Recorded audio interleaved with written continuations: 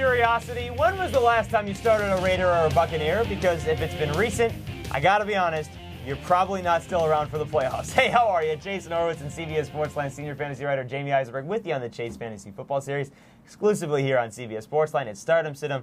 Jamey's best bets for Week 15. That's you, Jamey Eisenberg. Let's get right into them, and let's get with the quarterbacks, Jamey. And we'll start with guys that necessarily didn't have the best week, and that would be Tom Brady. He didn't have a good week last week. 78 yards at Miami, an awful week. It's not Miami this time. It's Houston. You get Chad Pennington at Minnesota, and now Brett Favre, after a great game in San Francisco, gets the Detroit defense, which allows everybody to score touchdowns. All right, how about your sit-em quarterbacks? Trent Green at San Diego. You say it's a no-brainer. We'll get to that in a second. And Jake Delhomme, if he's healthy, maybe a little toss-up here, but he's not really healthy as of right now. He's got ligament damage. He's got Pittsburgh there. Let's talk about your stars first, and let's go with Chad Pennington, because we know Minnesota is not going to allow the Jets to run the football. The Lions had negative rushing yards last week, and the Jets' running game isn't what the Lions' running game is. Sure. So they can focus on Chad Pennington. You think he's going to be able to beat the Vikings and have a good game? It's been the same thing with the Vikings all season long. Everybody's been able to stop. No one's been able to run against them. They've been able to focus on quarterbacks, but quarterbacks have still lit them up all season long. They have the number one run defense. Their pass defense is nowhere near as good. So I think Pennington's got an opportunity, knowing that they're not going to run. You saw a couple weeks ago what the Dolphins did. They came out 5 wide. The Patriots, same thing. They try and spread that team out and just certainly throw all over them. So I think Lavernius Cole's going to have a good game. Jericho Cotchery's going to have a game. Chris Baker might even be a sleeper tight end this week. So I think Chad Pennington's got a really good matchup here.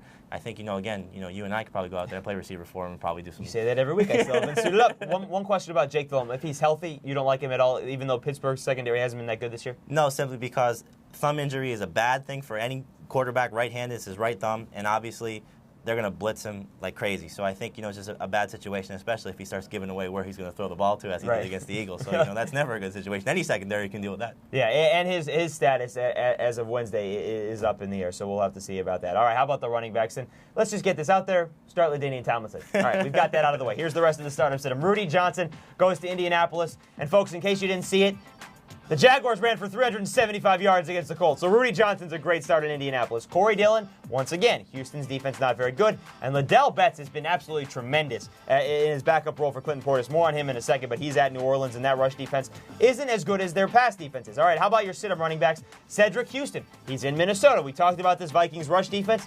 It's great rush defense. Cedric Houston, people rode him after a couple weeks ago. Not a good start. Edgerrin James has Denver at home, and Cadillac Williams is in Chicago. No question here about Cadillac Williams. People have been able to run against Chicago. Tampa Bay hasn't been able to run at all. That's the reason there? Obviously. They can't run. Even though Chicago has clinched the division, they've clinched they're going to clinch the number one seed eventually. They got the bye already. So I think it's just a situation where you don't want to play really guys against them that aren't good. Obviously, Steven Jackson's good. You wanted to play him against Chicago last week, but Cadillac Williams has just struggled so far this year. Probably somebody you want to stay away from. And Ladell Betts, let's talk about this real quickly for fantasy in the future. He signed a 5-year contract extension, so it's going to be he and Clinton Portis unless they make a trade. How does that affect their fantasy value for next year?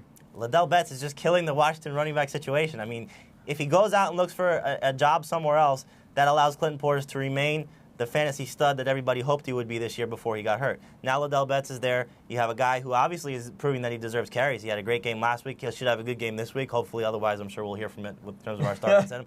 But he should have a good game this week, and he should be he would be a good running back for lots of teams. But he decides to stay, and now you don't know what to do. Especially, we've talked about this week keeper situations. Clinton Portis is probably somebody you want to stay away from. Certainly, Ladell Betts is probably somebody you want to stay away from. Yeah, well. He could have done what Chester Taylor did last year and gone and be a starter. Absolutely. Chester Taylor, obviously, with Minnesota, and he's been a good starter. All right, how about the wide receivers?